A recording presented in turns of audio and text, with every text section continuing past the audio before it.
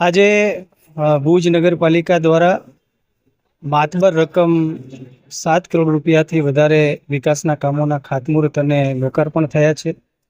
RTO circle પાસે જે ઇન્કરવાલા circle હતું ત્યાં સરસ મજાની પ્રતિમાનું આજે અનાવરણ નગરપાલિકાના માધ્યમથી થયું છે. પ્રથમ મહારાજ શ્રી ખેંગારજી બાવાની પ્રતિમાનું સુંદર અનાવરણ કરવામાં આવ્યું.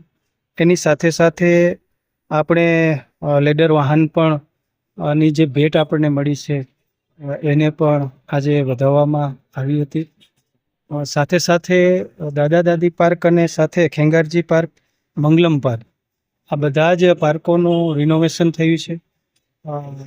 દાદા દાદી પાર્કની જે પણ અહીંયા ખૂટતી સુવિધાઓ હતી કે પૂર્ણ થઈ છે અને આજે ફરી રિનોવેટ કરીને એને ખુલ્લો મૂકવામાં આવ્યો છે. નગરપાલિકાના પ્રમુખ શ્રી રશ્મિબેન, એમની આખી ટીમ, ચેરમેન શ્રી મહિદીપસિંહજી, ઉપપ્રમુખ ઘનશ્યામભાઈ, શાસક પક્ષના નેતા કમલભાઈ, આ બધાને અભિનંદન પાઠવું છું. આ પ્રસંગે જિલ્લા પંચાયતના પ્રમુખ શ્રી આદરણીય શ્રી જનકસિંહ જાડેજા ઉપસ્થિત રહ્યા હતા.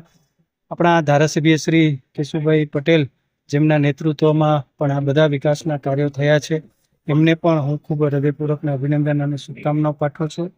આવનાર સમયમાં ભુજની બધી જ સોસાયટીઓ, ભુજની અંદર બધા જ જે આપણા રોડ, રસ્તાઓ, ડ્રેનેજ, પાણી, આવા બગીચાઓ, કોમ્યુનિટી સેન્ટર અને જે પણ કાર્યો હોય, જે પણ વિકાસના કાર્યોની ખૂટતી કડીઓ હોય એને પરિપૂર્ણ કરવા માટે કેન્દ્ર સરકાર, રાજ્ય સરકાર અને નગરપાલિકા આજે કટિબદ્ધ છે.